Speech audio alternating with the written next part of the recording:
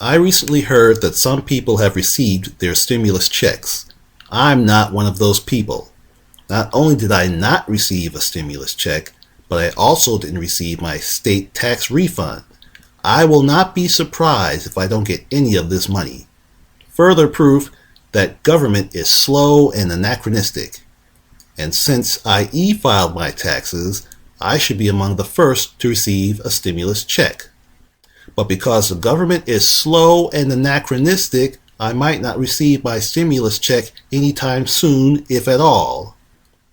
Not only that, but the single $1,200 check is not enough.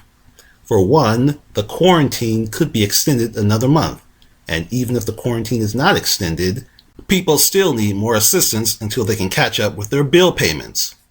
Yup, a slow and anachronistic government is the suckiest. I'm supposedly going to get back to work early next month. But if I don't get my stimulus check and state tax refund, I'm going to get further behind on bill payments. My current lack of income also makes it impossible for me to hire a plumber to fix the problem of sewage backing up in my basement. I also can't pay my $700 energy bill. If the beer bug were never an issue, I would have caught up with most of my bill payments by now. And hand sanitizer seems to be non-existent in today's world. Every store I go to doesn't have it. And since hand sanitizer is in short supply, I suspect the price of this product is through the roof. I refuse to take responsibility for my money problems because the government is responsible for those problems. After all, I didn't choose to stop working. The government forced me to stop working. And because the government is slow and anachronistic, I don't have the money to pay my bills. Jacque Fresco was correct when he said politicians are mostly lawyers and business people who can solve no problems. One way I could have avoided my current financial problems is if I had a job that didn't require human interaction. For example, freelance graphic artist.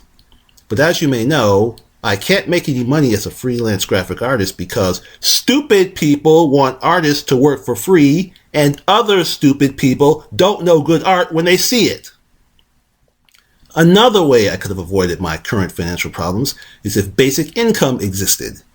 If there were a $1,000 a month basic income, I could easily pay off all my bills. And when I get back to work, I'd have even more money. My current financial problems wouldn't exist at all if we lived in a resource-based economy, because there is no money in an RBE. All goods and services are free. Slow and anachronistic government would also be a thing of the past. Enacting new ways of doing things could have reduced the severity of the beer bug. But as you may know, the government is resistant to enacting new ways of doing things. There are also private citizens who seem to be resistant to accepting new ways of doing things.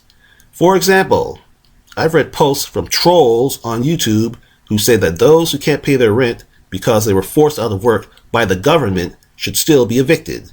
The trolls often note that landlords still need to pay their mortgages and property taxes. But wait, I thought there was a moratorium and all that. Also, YouTuber Louis Rossman pointed out that there are landlords who are only in it for the money. They stupidly evict tenants during a moratorium on eviction because they believe they can get new tenants who will pay rent. That's not likely since a lot of Americans have been forced out of work. Duh! Of course, the trolls in question say if you don't work, you're lazy and stupid. Even if the government forces you not to work, you're still lazy and stupid. As far as I'm concerned, these people have been brainwashed by the same values that have kept the government slow and anachronistic for generations. As things stand now, I have virtually no money and my stimulus check and state tax refund may never come. Now do you see why I keep talking about a resource-based economy? Peace, the science out.